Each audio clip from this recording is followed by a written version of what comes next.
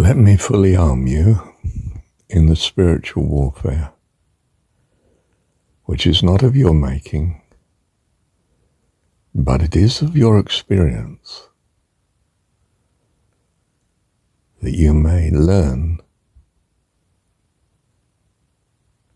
that which is vital for life eternal, and that you may learn ideally, I arm you, that you may learn ideally by observing and not suffering from or being the perpetrator of hatred.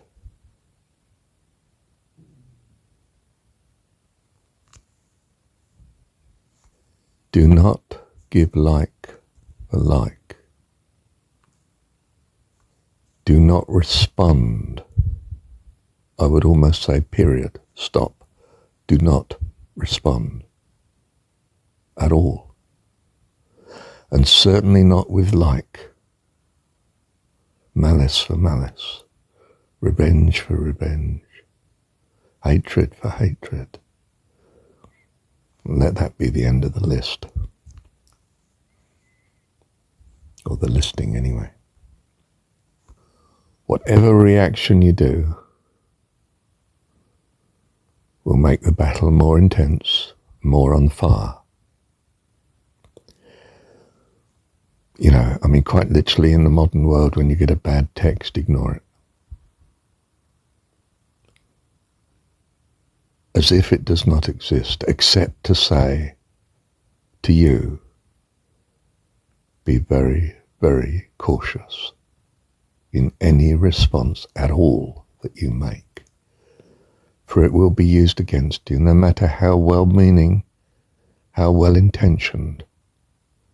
It will be viewed by glasses that, well, are of hatred. May you be spared this experience much in your life, and I have been greatly spared it. I could boast a few years ago I had nobody that hated me, as far as I know. But I have had people that hate me in life.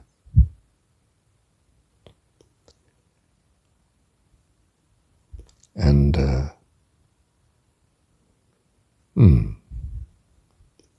it's not good.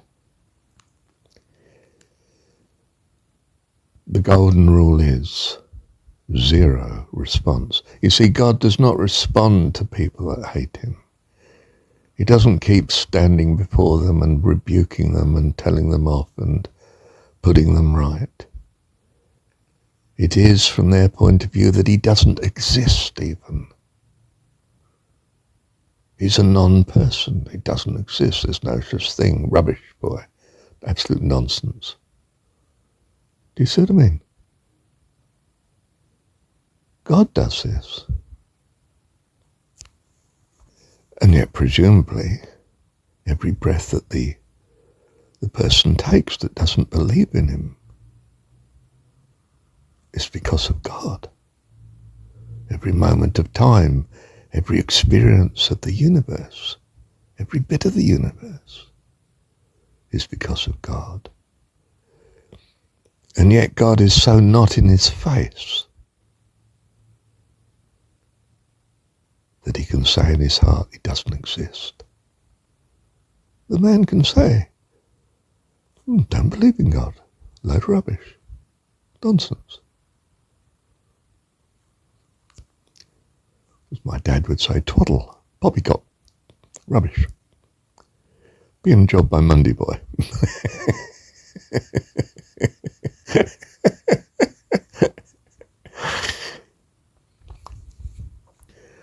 As Jesus says, how long must I be with you? You know, how long must I strive with this generation? He'd only been in ministry either 1 year, as Matthew sees it, or 3 years as the... Now, hang on, which way round is it? I don't know, but whatever it is, you know. He'd only been with him a few times. I mean, he's He's dead and gone at 30 odd. A bit like Alexander the Great, didn't make 40, did he? I mean, in this world, playing the drama. When you're confronted with evil, you're not going to give like for like. You just observe it and say, malice, hatred, vengeance, anger, evil intent. Not good. You don't respond. And where you can, you slip away. You vanish. You're lost in the non-interaction. Whereas any interaction you give will simply throw fuel on the fire. It will burn the stronger. I think that is the advice I would give you. You may find out by experience whether I'm right or wrong. Well, sorry, there's uncertainty in everything, isn't there? I mean, that's the whole point of being here. You're free to choose.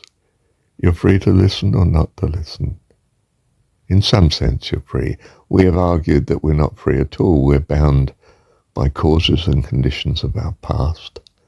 And we're locked into a certain decision-making. And only life's experience can rescue us. Which is why God has us here, of course. That life's experience does rescue us, but not necessarily within this life. This life might be a very unhappy experience of finding out what does not work to your joy and your peace and your happiness. But there's no need. It's our hope that there is no need. That in some sense we are free to turn to God, to loving our God with all our heart, soul, mind and strength, as the personification of what we truly at heart value. And then we learn much quicker, I think, is my experience. What is truly our values? What are our values truly? We adjust our view of God accordingly. Love him all the more intensely. And come to graduation. Transcendence to heaven. It's an inner state of being, not an outer state of observation. Observable, I mean. The kingdom of heaven's within you, says the story of Jesus. Where your God dwells. Choose you this day whom you will serve. You will love your God, with all your heart, soul, mind and strength.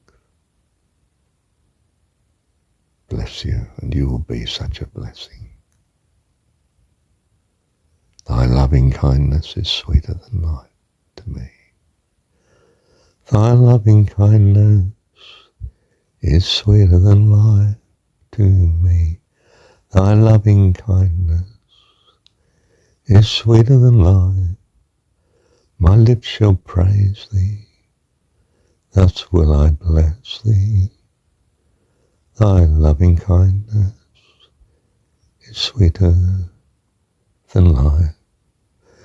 So your words may be full of loving kindness, but they are not appropriate at times, you know. When someone's hating you, they need to go through hatred. And you'd be wise if you make sure you're not the target. Simply move out of range where you can. Step aside. Let them burn on against someone else who needs to suffer such. It's not you. How do I know it's not you? Well, because if you're listening to me this long, it's because you want to love God. That is the loving of God. Bless you. The very fact that you want to love God means in your deepest being, that's who you are. Someone who loves God. Of course. What else do you expect from someone born of God? We are the children of God, the work of his hands, the consequence of his purpose, his lovely being. We are children of God, our Dad. Thank you, Heavenly Dad. And by the way, read John 17. He's praying for you. Jesus, I mean, in the story. It's not trivial. It's life eternal. Yours. Thank you, Dad.